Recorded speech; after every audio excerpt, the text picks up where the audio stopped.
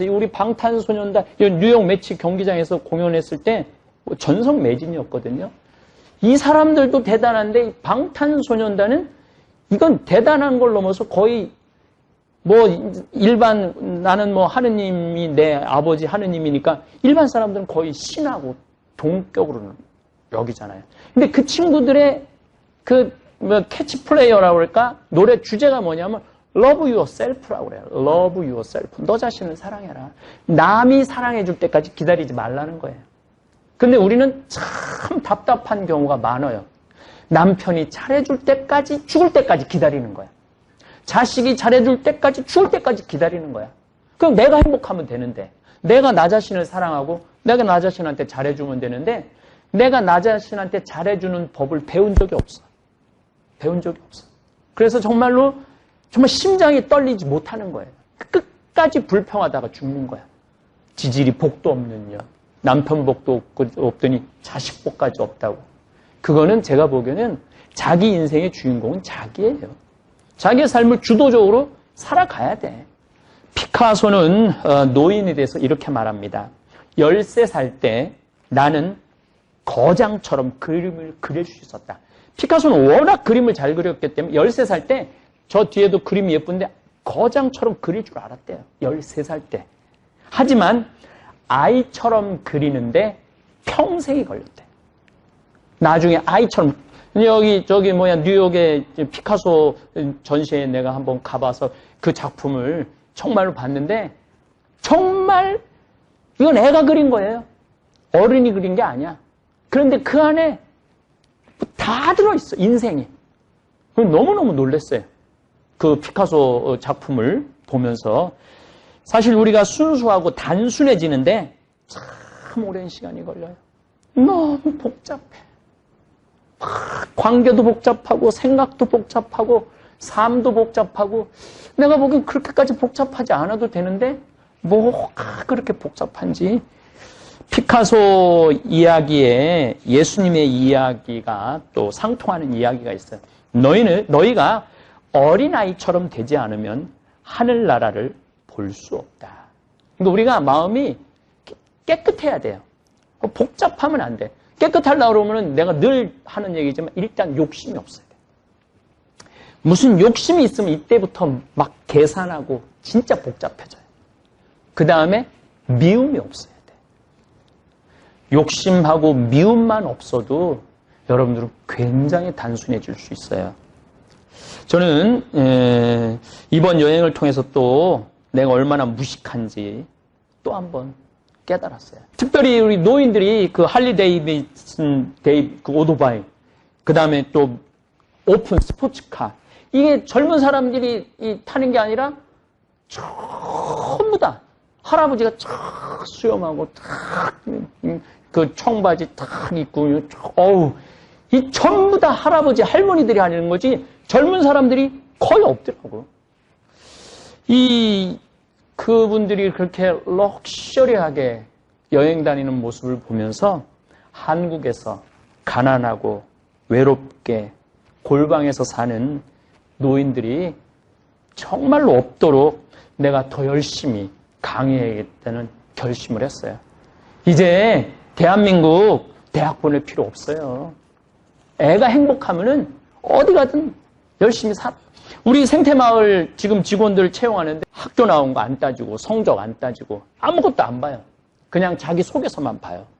그런데 뽑았는데 얼마나 우리 좋은 대학 여기 나중에 그 전에 막 나는 어디 대학 나왔고 다 소용없더라고.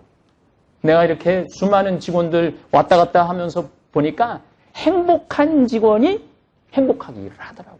그러니까 어렸을 때 행복하게 자란 사람이 여기 와서도 행복하게 살고 어렸을 때 불행하게 자란 아이들은 여기서도 며칠 못 끼고 이 친구들하고 직원들하고 못 섞이고 이게 정말 대한민국이 정말로 이제 행복하려고 그러면 학원 없어야 돼요. 그 다음 대학 등록금 다 내줘야 돼. 애 나라고 120조인가 130조를 썼대요. 근데 한 15조, 20조면은 애들 등록금, 대학 등록금 다 대줄 수 있다는 거야. 우리나라 부모님들 등록금 안 내고 그 돈 모아갖고 노인 때 할리 데이비슨 타고 저기 뭐야 여행 다니고 미국 여행 다니고 한국 여행 다니고 얼마나 할 수 있어요. 근데 그것 때문에 다 망가지는 거야 지금 대한민국이.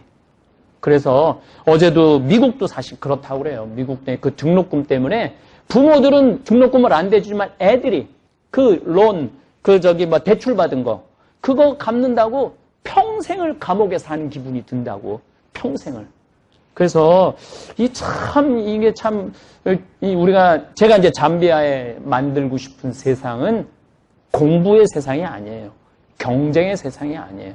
그냥 열심히 노동하고 일하고 서로 나누고 행복하게 사는 그런 세상을 만들고 싶은 거예요. 내가 이스라엘 성지순례 갈 때마다 너무 놀라운 건 대한민국 차가 너무너무 많은 거야. 근데 이스라엘의 그 차 점유율 1위가 대한민국 현대하고 기아예요. 1위가 현대, 3위가 기아예요. 그러면은 독일 차는 이스라엘 사람들이 몇 퍼센트를 사느냐? 1%밖에 안 사요, 독일 사람들이. 독일 사람 차를. 독일 차 안 사고 우리하고 똑같은 아픔을 겪었던 한국 차 산다는 거예요. 그래서 이번에 이스라엘하고 우리하고 FTA 체결했잖아요. 이게 저변에 그런 것들이 다 깔려 있는 거야.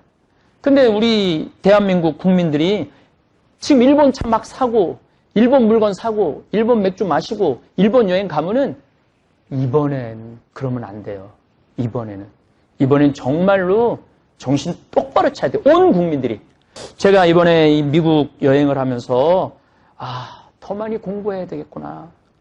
이 여행을 다니면 다닐수록 내가 깨닫는 게 뭐냐면 내가 무식하다는 거예요. 내가 무식하다는 거예요. 더 많이 배워야 된다는 사실. 이번에도 또 아주 기가 막힌 거를 배웠어요. 루이비통이 난 그게 무슨 똥인 줄 알았더니 루이 왕을 위하여라는 뜻이라는 거예요. 루이 왕을 위하여, 루이비통이. 그런 것도 모르고 사는 거예요. 물론 뭐 난 루이비통을 한 번도 써본 적이 없지만 그냥 난 루이 왕을 위해서 산 적이 한 번도 없는 거지. 예. 사실은 아는 것보다 모르는 게 훨씬 많다는 사실을 깨닫는 게 여행의 가장 소중한 경험이에요. 그래서 이런 세상도 있구나. 이런 세상도 있구나. 이런 것도 있구나. 그런 것들을 여러분들이 저는 학교보다 훨씬 많은 걸 이 여행을 통해서 많이 배웠어요. 특히 북극의 얼음이 녹는 걸 보면서 나는 온몸으로 지구온난화를 정말 온몸으로 느끼고 있어요. 이 우주의 신비, 또 지금 이 지구가 얼마나 오묘한 별인지 제가 말씀을 드리겠습니다. 어쨌든 지구 여행을 하다 보면 내가 얼마나 작은 존재인지, 또 반대로 세상을 보는 눈이 커져요. 세상을 보는 눈이 넓어져요. 내가 작아지기도 하면서 커지기도 하는 게 저는 여행이라는 생각을 합니다. 또 정말 이 지구라는 이 어마어마한 별에서 내가 살고 있다는 거 얼마나 큰 은총인지 그런 걸 좀 깨달았으면 좋겠어요. 그리고 저는 서부부터 동부까지 이렇게 여행을 하면서 제 1살서부터 55년의 인생을 이렇게 돌아봤어요. 그야말로 희, 노, 애, 락이 다 있었더라고. 정말로 나는 기쁘게 산 사람 중에 하나예요. 정말 기쁘게 산 사람 중에 하나예요. 또 화도 많이 났었죠. 젊었을 때는. 지금도 저 젊은 편이지만은 이 신학생 때, 또 보좌 신부 때, 또 우리 김시무님도 그런 걸 경험했지만은 젊은 신부 때 교회의 어떤 복음 정신과 맞지 않는 교회 모습을 볼 때 분노했어요. 지금 생각하면 의노가 아니었어. 그냥 분노였죠, 분노. 예. 근데 그거를 내가 이렇게 받아들이고 이해하는데 참 시간이 많이 걸렸던 것 같아요. 또 슬픈 거는 정말로 슬펐던 적도 많았던 것 같아요. 그리고 이제 내가 제일 슬픈 거는 인생이 너무 힘들어갖고 고통스러워하는 교우들을 볼 때 너무너무 슬펐어요. 또 할머니, 할아버지들, 자녀한테 버림받는 할머니들 나한테 편지 보내고 그래도 신부님 강의 듣고 근데 그 편지 내용들이 정말 내가 가슴이 애릴 정도로 슬플 때가 참 많았던 것 같아요. 그리고 락, 즐겁고 다 해본 것 같아.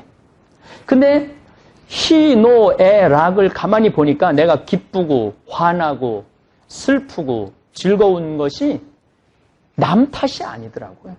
내가 이렇게 인생을 돌아봐서 원인이 다 나한테 있었어. 즐거울 때도 나 때문에 즐거웠고, 화가 날 때도 나 때문에 화가 났고, 슬플 때도 나 때문에 슬펐던 것 같아. 그들이 슬펐던 게 아니라 어떻게 나 자신의 인생을 돌아보면서 내가 거기에 이렇게 뭐라 그럴까 겹쳐서 이렇게 페이드 아웃이라고 그럴까 이렇게 같이 이렇게 사라지는 그런 기분이 들었던 것 같아요. 사고 팔고라고 생로병사 태어나고 내가 태어나고 싶어서 태어난 게 아니잖아요. 어떻게 다 보니까 이 세상에 태어났고 우리 어머니와 아버지 어떻게 보면 만났잖아요. 그래서 자녀한테 막 이놈의 새끼 정말 왜 이렇게 나한테 속색여? 부모들은 그러면 안 돼요. 언제 놔달라고 그랬어?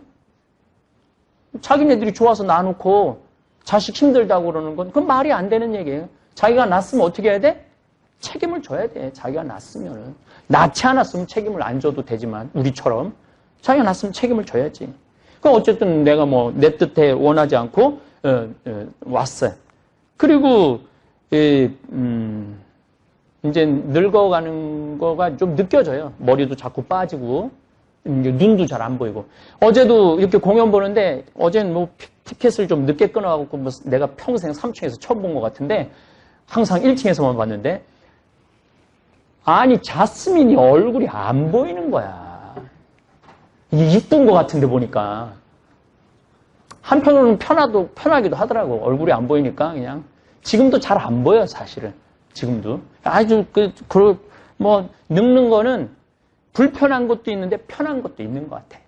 안 보이니까 안 보는 것도 많은 것 같아요. 그 다음에 병드는 거. 제가 이 관절염 중학교 1학년 때 걸렸는데 지금 이렇게 생각해 보면은 내가 초등학교 때 편식을 참 많이 했어요.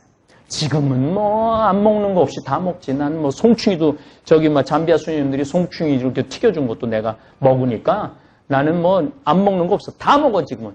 근데 초등학교 때는 편식을 많이 했어. 그러니까 그 얘기는 내가 편식을 많이 했으니까 내가 병이 걸렸던 거죠.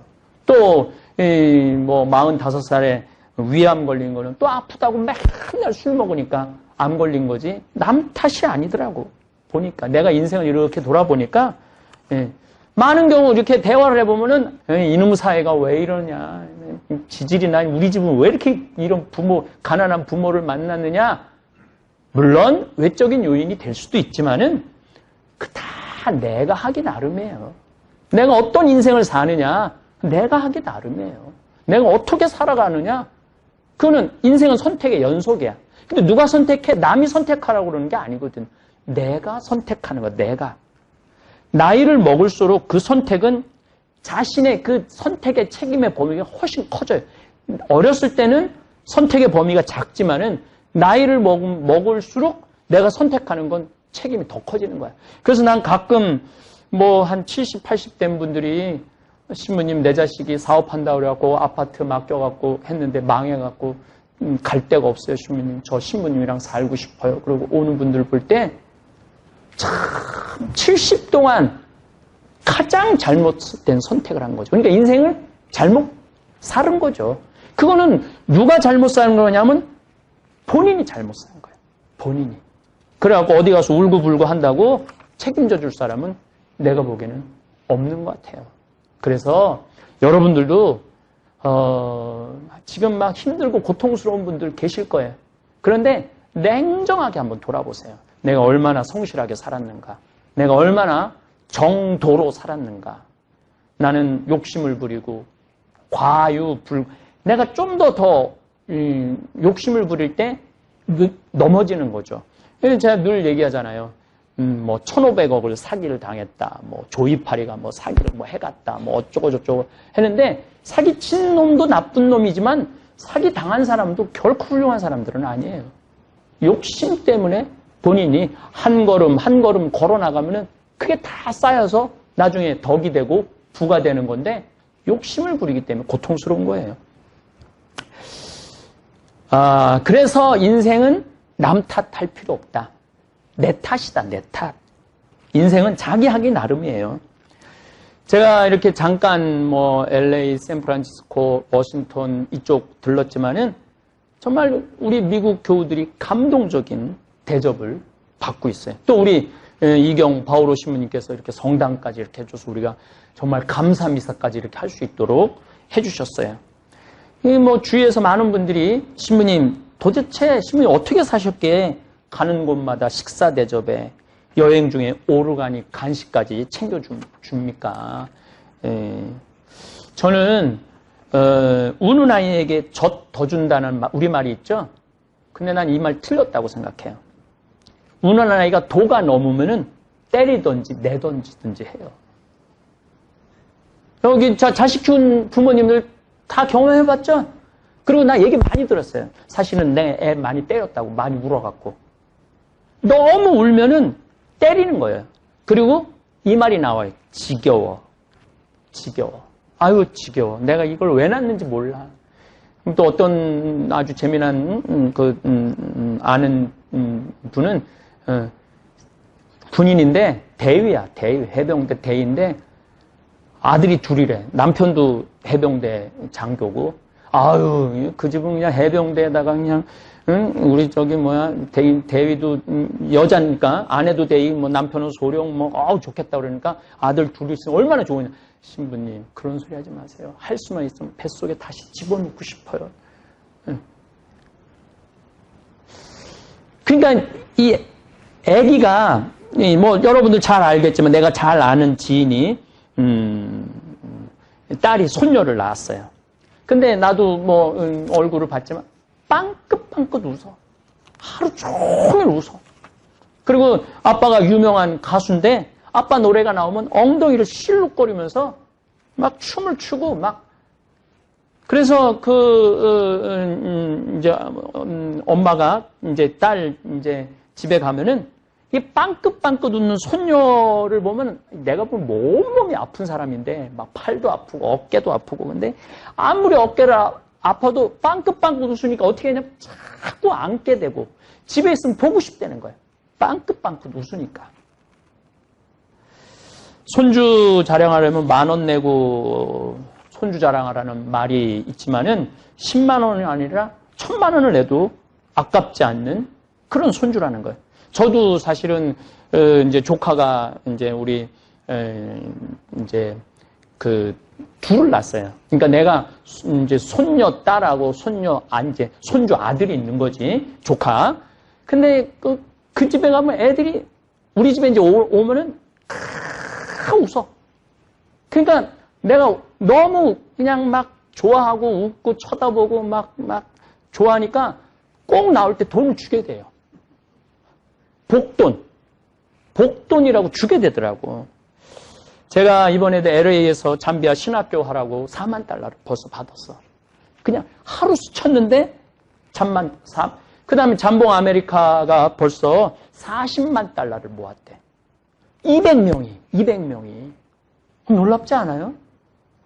저는 내가 여기 미국에서 사목하는 사람도 아니고 그냥 2년에 한 번 얼굴 한 번 볼까 말까 하는데 가장 자기네들끼리 모여서 돈을 모으는 거예요. 그래서 50만 달러까지 모으겠다는 거예요. 그래서 내가 그랬어요. 신학교 성당 짓겠다고. 그래갖고 그 잠봉 아메리카 그 단원들 내가 그 신학교 성당 입구에다 이름 다 써주겠다고. 근데 그랬어요. 그랬더니 그냥 잠봉 아메리카만 해줘도 좋겠다는 거야. 그냥 신부님 하는 일, 아니 신부님 도대체 얼굴이 잘생기기를 했어. 내가 늘 얘기하잖아. 씹다 뱉은 수제비 같이 생겼지. 키가 크기를 해. 왜 신부님 일에 동참을 그렇게 많이 하느냐라고 묻는 사람들이 참 많아요. 근데 이거 다 내 탓이야. 뭐냐면은 내가 언제나 참 기쁨을 얘기를 많이 해요. 희망을 얘기를 많이 해요. 그 다음에 저는 옛날에 내가 어땠는데 이런 얘기 거의 안 해요. 내가 옛날에 정말 잘 나갔는데 옛날에 왕년에 내가 정말 끝내줬는데 내가 지금 이거일 때 이런 소리 안 해요. 저는 항상 내일을 얘기해요. 내일을. 내가 우리 직원들하고 11일 동안 얘기하면서 내가 샌프란시스코 한 5번 갔어요. 근데 말 한마디 안 하잖아. 옛날에 내가 여기 다 와봤어. 그럼 여러분들 기운 쫙 빠지거든. 아씨, 뭐야. 근데 한마디도 안 하잖아. 한마디도. 뭐라고? 공연에 대한 얘기도 안 하고, 맨하탄에 대해서도 오늘 저녁에 여러분들 이제 야경 보러 가는데 내가 한마디도 안 하는 거야, 지금. 그냥 야경 보러 가는 거야. 근데 미리 가보면 이러면은 옛날 얘기하는 사람하고는요, 자꾸 짜증이 나요. 근데 내일을 얘기하는 사람, 미래를 얘기하는 사람, 이런 사람하고는 자꾸 얘기하고 싶어요. 같이 꿈꾸고 싶어요. 아, 옛날에 내가 이랬는데 나 지금 힘들어 죽겠어. 정말로 앞으로 어떻게 살아가야 될지 앞이 깜깜해. 그러면 그 사람의 깜깜함을 내가 같이 지는 거야. 그러니까 그 사람하고 있으면 어떻게 되냐면 답답해. 답답하고 어떻게 하지? 앞이 깜깜하다는데 내가 책임져 줘야 되나? 뭔가 도와줘야 되나? 점점 그 사람을 2번 만나다가 1번 만나고 1번 만나다가 안 만나게 되는 거예요. 한 번은 들어줄 수 있지만은 2번째는 들어주기 힘든 게 우리 인간의 본성이에요. 신나는 얘기, 미래의 가슴 벅찬 계획, 같이 하고 싶다. 제가 얘기하잖아요. 이제 신학교 이제 올해 이제 신입생이 들어와요. 얼마나 설레. 그 교황청에서 교황대사가 대주교님하고 신학교 짓는 걸 보러 오셨어요.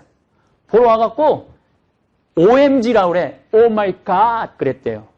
교황대사가 아프리카에서 어떻게 이런 일이 벌어질 수 있느냐고. 이 한국 신부님 이거 하는 거냐고. 교황대사가 너무너무 놀랬대. 이 신부님 이거 여기 끝까지 이거 져줄 수 있느냐고. 교황대사면은 대주교거든요. 근데 그 대주교가 와갖고 너무너무 놀래고 갔다는 거예요. 그래서 아마 내년에 이제 우리 주교님, 우리 수원교구 본주교님이 축성하러 가시겠다고 그랬을 때 그 교황대사하고 대주교, 대통령도 아마 올 거예요. 얼마나 신나. 얼마나 그리고 올해 이제 20명이 이제 신입생이 들어온다고 그래요. 저는 앞으로 한 50명, 그리고 100명까지 저는 들어올 거라고 생각을 해요. 참배 가톨릭 신자가 500만 명이라고 그러니까 시스템만 잘 갖춰준다면은 그러면은 아프리카의 교회, 가톨릭 교회가 일어나는데 정말 우리가 하늘의 미랄이 되는 거거든요. 그래서 우리 생태마을 직원들 정말 대단한 일을 좀 하고 있는 거예요. 여러분들 청국장 파는 게 아무것도 아닌 것 같은데 이게 위대한 일을 하는 거예요. 그 청국장이 우리 국민들한테도 건강을 주지만은 이 세계의 건강을 나눌 거라고 생각합니다. 우는 아이 한 대 더 때리고 웃는 아이 한 번 더 안아준다. 그러니까 여러분들도 어디 가서 우는 소리, 그건 그냥 본인이 이렇게 묻어두는 그런 훈련이 필요해. 예. 이 사람한테 가서 울고 저 사람한테 가서 울고 온 세상에 울고 다녀봐. 누가 그 사람을 안아주겠어요? 여기 반짝반짝 웃고 저기 반짝반짝 웃고 그러면 오늘 차 같이 하자고 그러고 커피 한 잔 같이 마시자고 그러고 밥 먹자고 그러고 그게 인생이에요. 전도서에서 기쁘게 먹고 마시라고 충고를 해줘요. 그래서 예수님도 야이로의 회당장 딸을 살리고 난 다음에 대단한 얘기 안 했어. 소녀에게 먹을 것을 주어라. 죽도 살아났는데 너 살아났으니까 기도해라 여기 고맙다고 그래라 저기 고맙다라고 그런 얘기 안 해요. 소녀에게 먹을 것을 주어라 이렇게 말씀하세요. 제가 미얀마 강의 가갖고 미얀마를 이렇게 여행을 하면서 내가 진짜 무식하구나. 이게 책으로 읽은 거랑 눈으로 보는 거랑은 너무너무 다르더라고. 그 다음에 미얀마 사람들은 여기 다 하얀 걸 칠하고 다녀, 얼굴에. 태양이 너무너무 강하니까 선크림이야. 그 나무에서 이렇게 갈아갖고.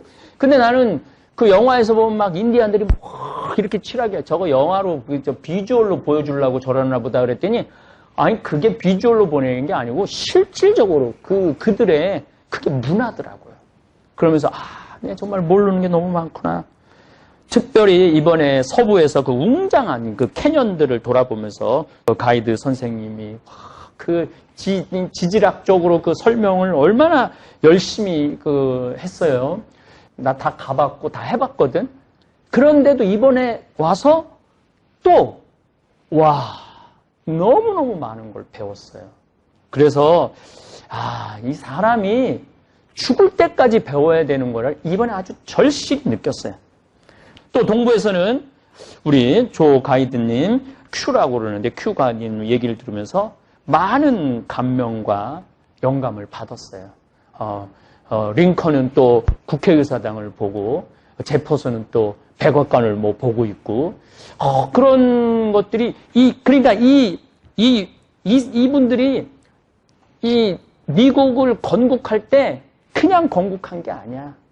정말 수많은 책을 읽고 특히 벤자민 프랭클린 같은 경우는 이론적인 바탕을 완전히 해준 사람이야. 이 나라는 모든 사람들이 평등한 나라고 모든 사람들이 자유롭게 기회를 얻을 수 있는 어느 누구나 그런 나라로 디자인을 한 거예요. 나라 자체를.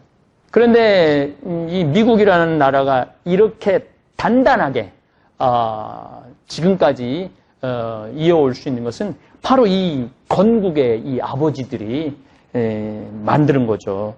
그래서 우리 직원들이 이제 나하고 우리 특별히 우리 국장님은 나하고 참 여행 많이 했어요. 뭐 이스라엘도 가고 뭐 여기 우리 직원들이 또 잠비아도 많이 따라갔다 오면서 그 전도서 다시 내가 말하면은 전도서의 말씀 그대로 살고 있는 거야. 나는 사람이 사는 동안에 기뻐하며 선을 행하는 것보다 더 나은 일이 없다는 것을 알았다. 우리 직원들 잠비아 갔다 온 직원, 우리 김 과장도 마찬가지지만은 가슴이 뜨겁다는 거예요. 가슴이. 정말로 내가 생각했던 것보다 훨씬 아름답고 그리고 저는 우리 유튜브 구독자님들한테 제가 왜 막 잠비아에 막 더럽고 힘들고 고통스러운 걸 안 보여주느냐 하면은 그거는 그들한테 도움이 아무것도 안 돼요. 정말로 잠비아가 아름다운 거 그리고 우리 그 라파엘의 집 아이들이 행복한 걸 봐야지 더 해주고 싶은 거예요. 막 더러운 거는 한 번은 불쌍한 눈으로 보지만 두 번은 안 보는 게 인간의 본성이에요. 그래서 저는 내년에 우리 피정객들 잠비아 한 달 피정 오는 분들한테 그 집에 가갖고 얼마나 우리가 말하는 에이즈에 걸린 아이들이 얼마나 깨끗하고 얼마나 행복하게 사는지 그거를 꼭 보여주고 싶어요. 그래서 이 아이들이 그 수녀님이 중학교도 보내고 고등학교도 보내고 의사가 된다는 그 친구도 있어요. 공부도 수녀님하고 열심히 한대. 그러니까 막 그 중에 우리 라파엘의 집에서 의사가 나온다면은 정말 내가 정말 춤을 출 것 같아. 나중에 좋은 일하는 건 없어요. 나중에 여행 가는 건 없어요. 이걸 우리 라틴어로는 힙, 액, 눅쿠라고 그래. 여기, 지금. 영어로는 here and now. 여기, 지금이 제일 중요한 거야. 그러니까 오늘을 충실하게 살지 못하는 사람은 내일도 충실하게 살 수 없는 겁니다. 그래서 하루하루를 2년 후는 우리 마추픽추 갈 거거든요. 2년 후에는 마추픽추 가고 리오데 자네이로 하고 그 다음에 꾸리찌빠라고 환경 도시가 있어요. 물론 이과수 폭포도 가죠. 이과수 폭포를 가면은 그 미션에서 그 마지막 신부님 떨어지는 장면 그 폭포를 보면은 기가 막혀요. 미션을 또 봐야지. 보고 가야지. 그러면은 이게 정말 하느님이 얼마나 위대한 분인지 우리가 그냥 이 생각으로가 아니고 그러니까 제가 늘 얘기하잖아요. 나는 기도 안 한다고. 기도할 시간이 없어. 깜짝깜짝 놀래기 바쁜데 언제 기도해. 네. 전도서 3장 9절에 이런 말이 나옵니다. 나는 사람이 사는 동안에 기뻐하며 선을 행하는 것보다 더 나은 일이 없다는 것을 알았다. 우리가 이렇게 선을 행할 때, 이거 내가 좀 아끼면은 내가 뭘 좀 할 수 있을 텐데, 저 사람 좀 도와주고, 저 불쌍한 사람 이거 좀 줘야 되는데, 마음이 막 왔다 갔다 하는 사람은 그 사람은 기쁘게 선을 행하는 사람이 아니에요. 제가 오늘이 사실은 목요일인데, 오늘 목요일에 잠비아 우리 후천성 면역 결핍증 아이들 제가 그 집을 지어줄 때 수녀님이 울면서 저한테 그랬어요. 신부님 신학교 큰 거, 수녀원 큰 거, 농업대학 큰 것도 중요하지만은 수녀님이 저한테 그 아이들 위한 집을 줘달라고 그럴 때 제가 그런 생각이 들었어요. 정말 기쁘게 집을 져줘야 되겠구나. 그래서 2년 전에 집을 정말 예쁘게 졌어요. 이제 요 사진 동영상을 제가 나중에 한번 얼마나 그 수녀님이 조경도 예쁘게 하고 얼마나 방 침대도 예쁘고 얼마나 깨끗하게 아이들을 돌보는지 제가 한번 여러분들한테 또 보여주겠지만은 저는 이번에도 정말 뭐 카사리아 1000만 평도 뭐 중요하지만은 이번에 그 아이들을 이제 16명이고 이제 아이들이 한 7명이 더 들어온다고 그래. 이제 23명이 될 거라고 그래요. 그 아이들을 생각하면 누워서도 가슴이 따뜻해요. 정말 기쁘게. 그래서 우리 직원들도 이제 한 달에 얼마씩 월급에서 이렇게 내갖고 그 아이들 지금 1년 밥을 지금 우리가 대는 거거든요. 우리 직원들도 이거 하면은 뭐 좀 할 텐데 그건 정말 기쁜 게 아닌 것 같아. 기쁘게 기뻐하며 선을 행하는 것보다 더 나은 일이 없다는 것을 알았다. 그 다음 말이 내가 진짜 좋아하는 말이에요.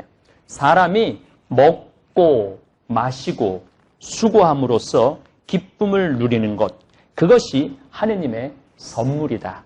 우리는 성당 다니면 십자가 예수님 고통을 참아야 되고 인내해야 되고 뭐 남들 뭐 그냥 뭐라 그러면 욕도 하지 말아야 되고 이게 우리 기본 이런 영성. 그래서 내가 천주교 기본 컨셉은 우울 컨셉이라고. 성당에만 오면 막 떠들다가도 여기만 오면 참 이러는데 이 전도서에 이런 아주 중요한 얘기가 나와요. 사람이 먹고 마시는 일이 참 중요해요. 여러분들 이번 여행에 우리 부관장 신부님이 나한테 아까 전심 먹으면서 이렇게 맛있게 먹어도 되느냐고. 이거 좀 미안하다고. 너무 여행 중에 맛있게 먹어서 너무너무 행복하다고. 그게 참 중요해요. 우리가 행복한 거를 누가 좋아하느냐면 하느님이 좋아하는 거예요. 우리가 기쁜 걸 누가 좋아하느냐면 여러분들 나는 자식을 안 낳았지만 여러분들 자식 입에 들어가는 숟가락에 애들이 쫙쫙 받아 먹으면 엄마 아빠가 기분이 좋잖아요. 우리 생태마을 직원들이 여행 다니면서 맛있게 먹고 마시고 또 수고하잖아요. 우리 지금 청국장, 생청국장 이렇게 밥 비벼 먹고 찌개 끓여 먹는 이 청국장 주문이 너무너무 많이 들어왔고 우리 직원들이 그걸 많이 갖고 아침에 손이 안 펴진대.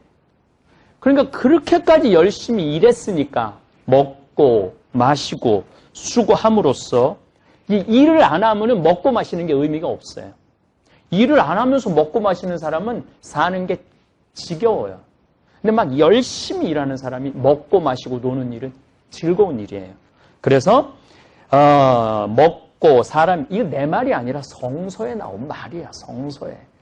사람이 먹고 마시고 수고함으로써 기쁨을 누리는 것, 그것이 하느님의 선물이다.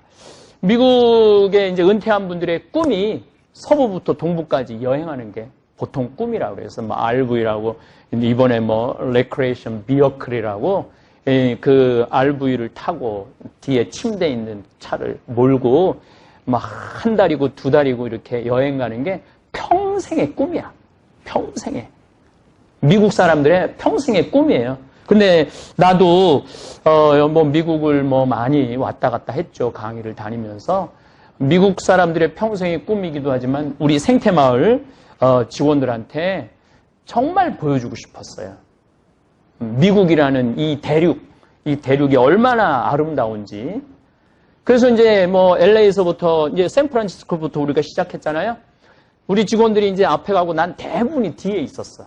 근데 난 직원들이 우와, 이야, 어머나, 세상에 이렇게 아름다울 수가 있을까? 이렇게 웅장할 수 있을까? 참 신비하다. 하느님 창조 사업을 정말 내 두 눈으로 확인하는 것 같아서 너무너무 가슴이 설렌다. 이런 직원들의 감동 소리를 이렇게 뒤에서 듣고 있으면 내가 행복해. 그냥 내가 막 봐서 행복한 게 아니고 우리 생태마을 직원들이 이런 얘기예요. 생태마을 취직하길 잘했다. 정말로 이 감동 받을 때마다 나한테 신부님 감사합니다. 감사합니다. 그러니까 참 내가 만들어 놓은 것도 아닌데, 내가 뭐 그랜드 캐년을 만들어 놓은 것도 아닌데, 내가 브라이스 캐년을 만들어 놓은 것도 아닌데, 내가 자이언 내셔널 파크를 만들어 놓은 것도 아닌데, 막 직원들이 막 행복하는 모습을 보면 내가 그냥 뿌듯한 것, 내가 만들어 놓은 것이냐, 이렇게 마음 안에 이렇게 내가 기쁨이 차요. 제가 이렇게 이제 우리 직원들 어디를 보여줄까 이렇게 생각을 항상 해. 이렇게 열심히 일하는 직원들 어디를 보여줄까. 그래서 이제 제일 중요한 건 우리 유럽 성지순례 갔고, 그리고 이제 호주, 뉴질랜드 갔고, 이제 4년째죠. 이제 미국 드디어 정말 아름다웠고 웅장한 대륙 미국을 내 직원들한테 선물로 주고 싶었어요. 이제 11일째. 근데 하여튼 우리 직원들은 밤도 안 자고 어제도 맨하탄에 나왔고 새벽 4시까지 놀고 들어왔다고 그러길래 내가 마치 새벽 4시까지 놀고 들어온 것 같은 기분. 내가 기분이 참 좋더라고요.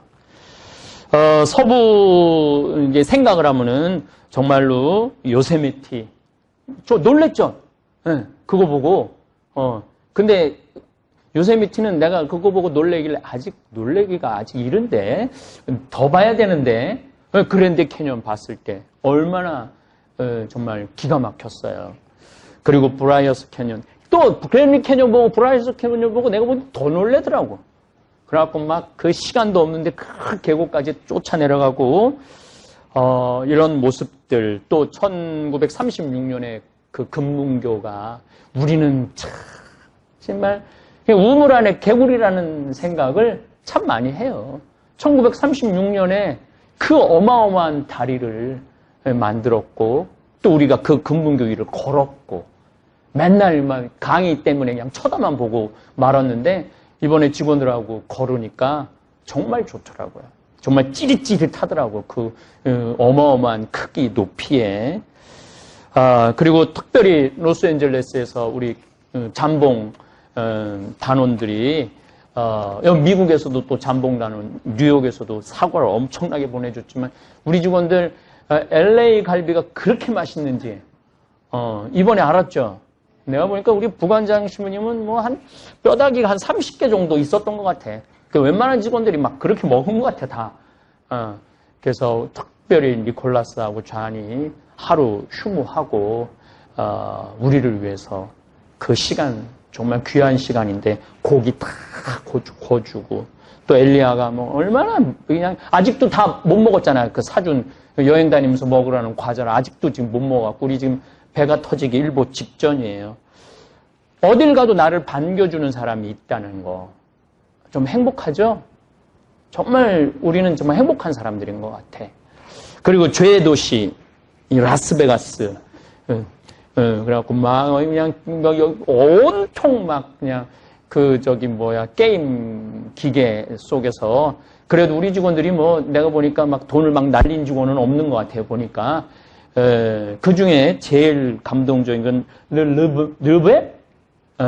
이 더 드림이라는 이 공연. 저는 5쇼라는 걸 봐갖고, 진짜 5쇼인데, 이번에 이 더 드림이라는 이 공연을 보면서, 예술성이 너무너무 높더라고요. 그래서 우리 직원들이 이런 거 보면서, 정말로, 정말 미국, 난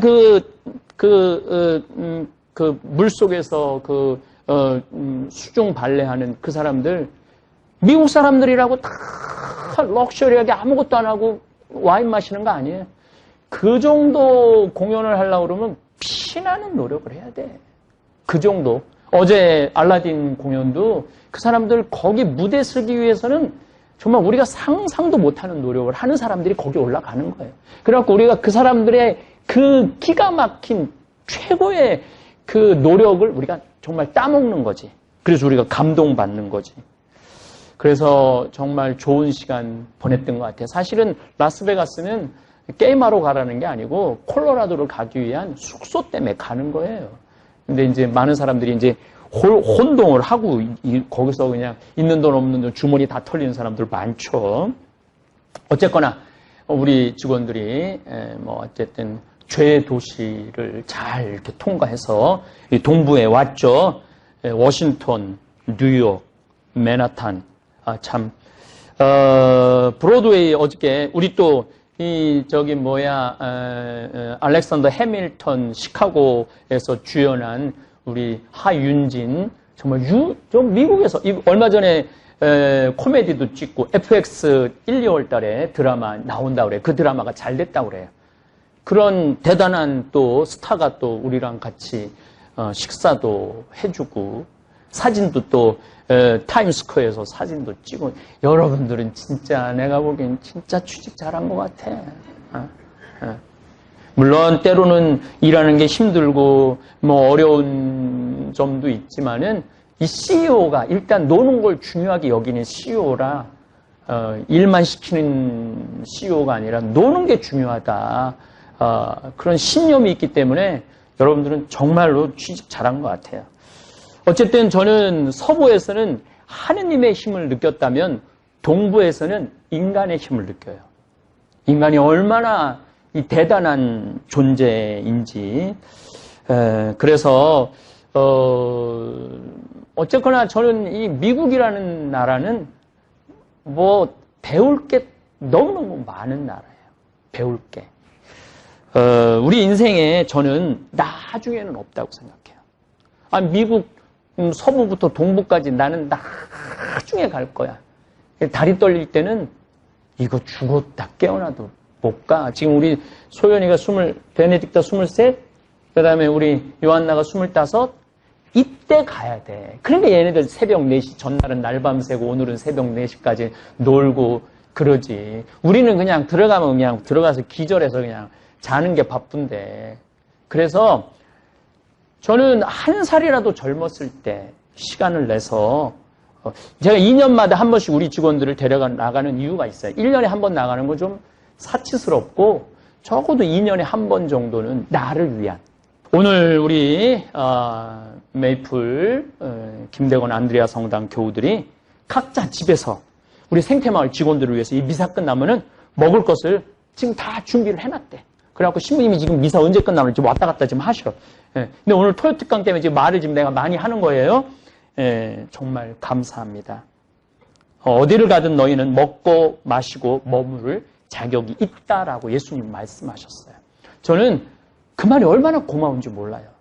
왜냐하면 내가 전 세계 어디를 가도 뭐 내가 돈을 내, 뭐라고 하길래 돈을 내지는 않지. 돈을 더 받아오지 오히려. 나 먹여주고 재워주고 차비하라고 돈 주고. 오늘 음식도 저는 하느님이 마련해 주셨다고 믿습니다. 우리는 이 힘으로 잠비아의 기적을 일으킬 것입니다. 여기 온 대부분의 직원들 내년에 우리 헬레나도 그렇고 또 사비오도 그렇고 마마요 우리 뭐 국장님들 뭐 직원들 우리 신부님들도 내년에 잠비아에 2달 할 우리 스텝들이에요. 우리 직원들이 이번 미국 여행을 통해서 미션, 내 사명이 뭐냐? 내가 왜 생태마을에서 일을 하고 있느냐? 생태마을하고 아프리카 잠비아하고 어떤 연관이 있는가? 그런 거를 더 이렇게 몸 안으로 이렇게 체득을 했으면 좋겠어요. 어쨌든 이제 남은 시간 이제 그야말로 아직도 놀랄 일이 한 번 더 남았어요. 우리 나이아가라 폭포 가잖아요. 정말로 어쨌든 어쩌고 저쩌고 가서 놀래고 우리는 내일을 꿈꾸는 사람들입니다. 그래서 유튜브 구독자님들도 제가 정말로 부탁하고 싶어요. 이제 자식들한테 그만 주세요.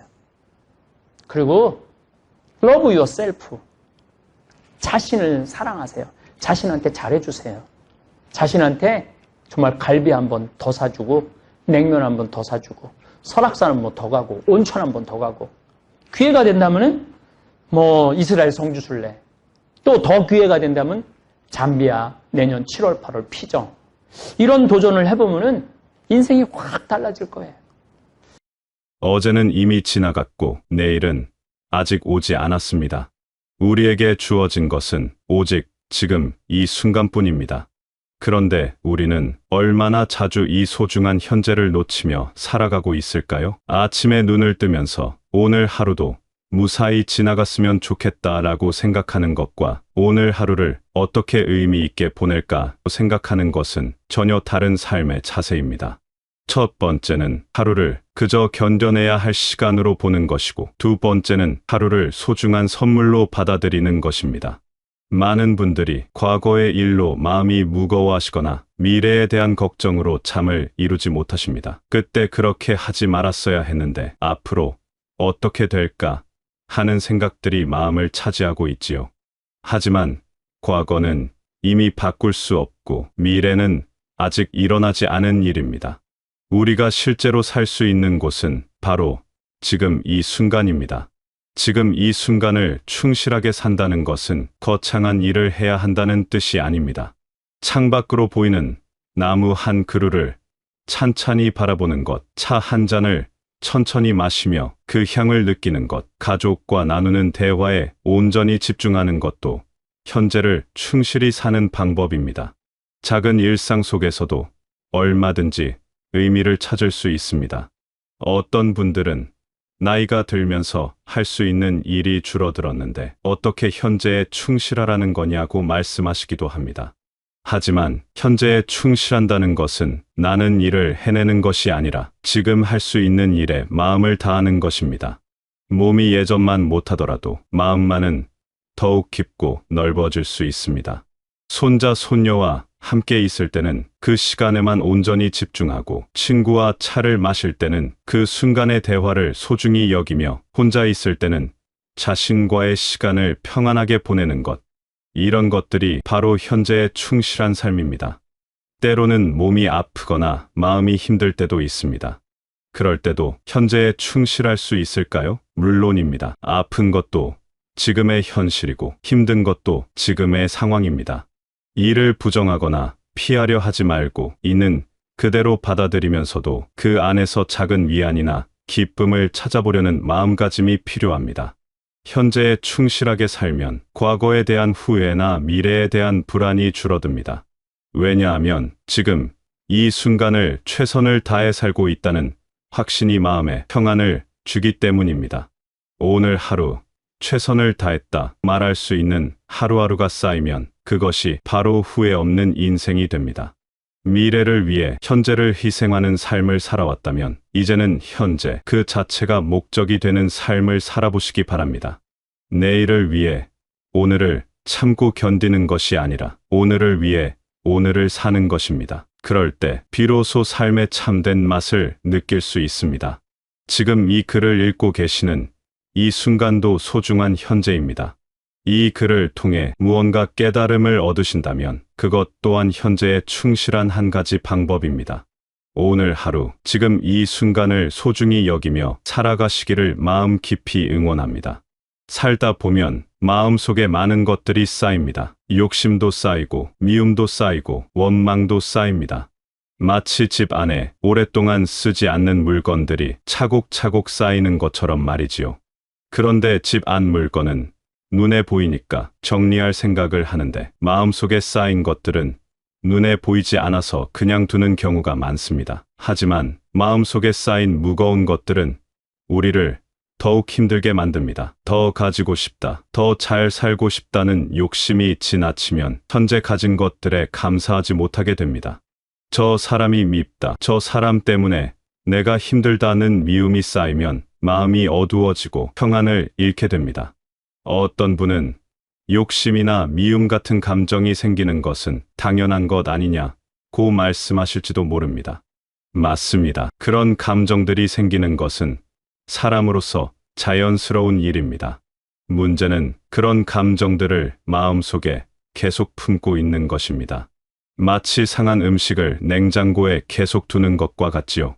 마음을 가볍게 한다는 것은 이런 무거운 감정들을 조금씩 내려놓는 것입니다.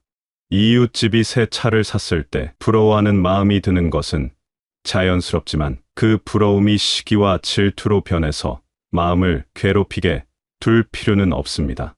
아, 저분도 좋겠구나 하고 인정하면서 내게 있는 것들에 눈을 돌려보는 것이 마음을 편하게 하는 방법입니다. 오랫동안 원망하고 미워했던 사람이 있다면 그 사람을 용서하라는 말이 아닙니다.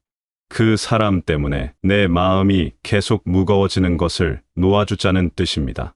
미움을 품고 있는 동안 가장 힘든 사람은 바로 자기 자신입니다.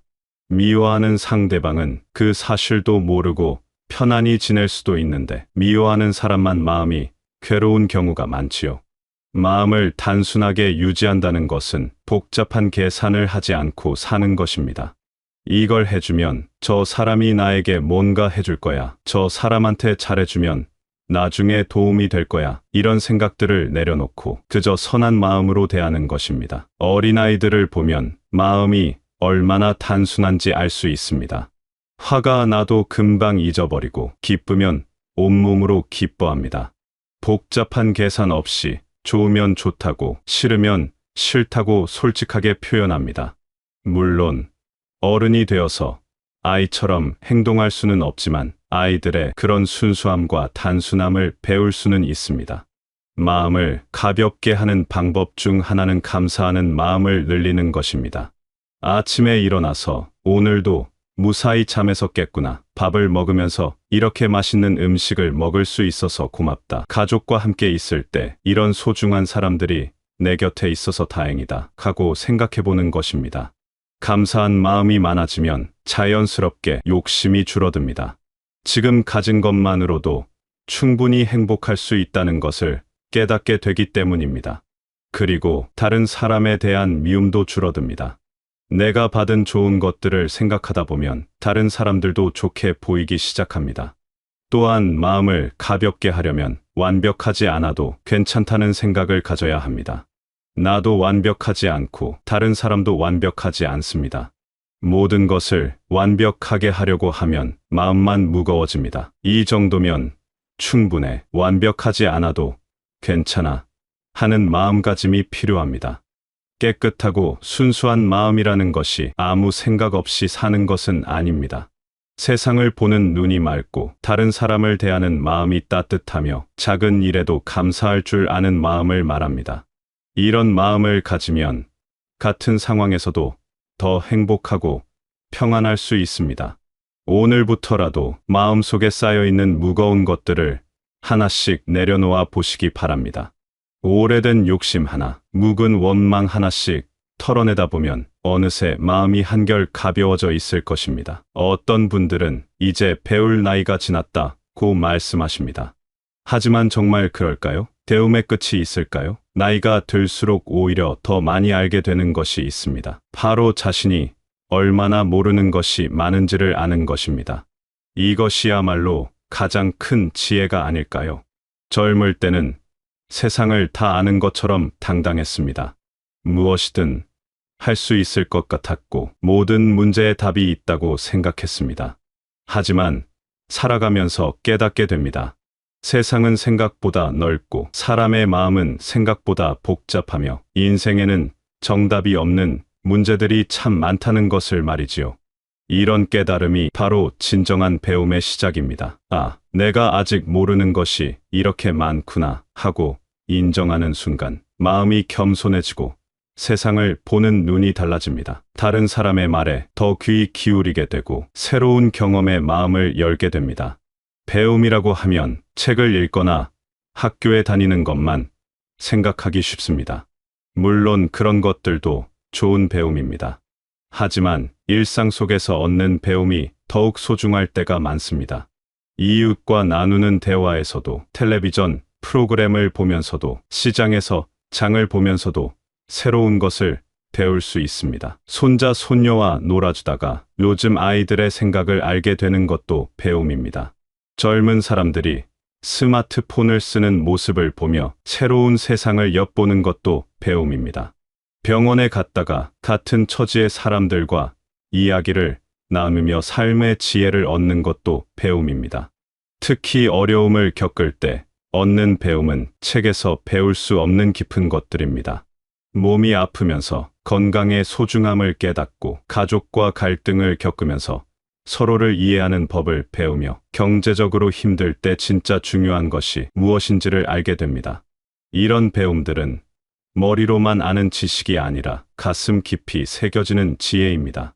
배우고 성장한다는 것은 새로운 것을 받아들이는 것입니다.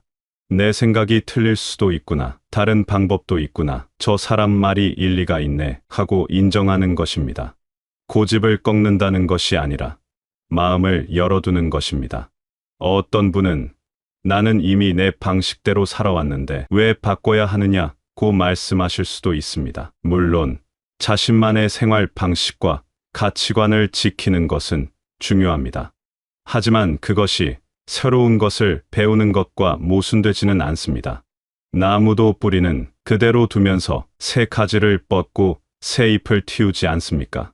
실수를 하는 것도 배움의 과정입니다. 나이가 들어서도 실수는 합니다. 새로운 것을 시도하다가 실패할 수도 있고 판단을 잘못할 수도 있습니다. 하지만 그 실수에서 배우는 것이 있다면 그것도 값진 경험입니다. 완벽한 사람은 없으니까요. 다른 사람들, 특히 젊은 사람들로부터 배우는 것도 중요합니다. 세대가 다르다고 해서 배울 것이 없는 것은 아닙니다. 오히려 다른 세대의 시각으로 세상을 보면 새로운 발견이 있습니다. 물론 모든 새로운 것을 다 받아들일 필요는 없습니다. 좋은 것은 받아들이고 맞지 않는 것은 정중히 거절하면 됩니다. 자연에서도 많은 것을 배울 수 있습니다. 계절이 바뀌는 것을 보며 변화의 자연스러움을 깨닫고 꽃이 피고 지는 것을 보며 생명의 순환을 이해하며 새들이 날아가는 것을 보며 자유로움의 의의를 생각해 볼 수 있습니다. 자연은 말이 없지만 많은 것을 가르쳐 줍니다. 책을 읽는 것도 좋은 배움의 방법입니다. 어려운 책일 필요는 없습니다. 재미있는 소설을 읽으며 다른 사람의 인생을 간접 경험하고 에세이를 읽으며 작가의 생각을 따라가 보고 역사책을 읽으며 과거 사람들의 지혜를 배울 수 있습니다. 여행을 하거나 새로운 곳에 가보는 것도 훌륭한 배움입니다.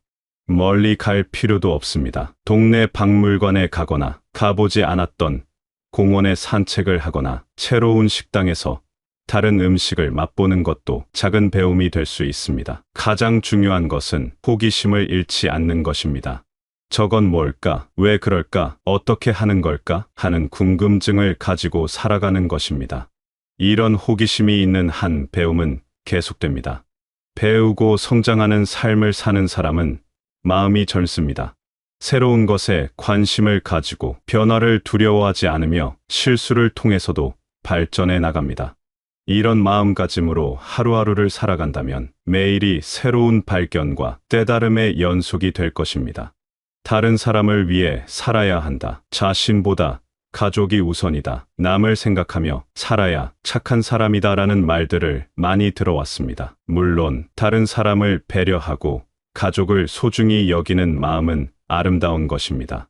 하지만 그 과정에서 자신을 잃어버리고 자신의 행복을 포기해야 한다는 뜻은 아닙니다. 많은 분들이 평생 자신보다는 다른 사람을 위해 살아왔습니다. 자녀들을 위해 자신의 꿈을 접고 가족을 위해 하고 싶은 일을 미뤄두고 주변 사람들의 기대에 맞추려고 애써왔습니다. 그런 마음과 희생 자체는 정말 고귀한 것입니다. 하지만 이제는 자신에게도 그만큼의 사랑과 관심을 쏟아볼 시간입니다.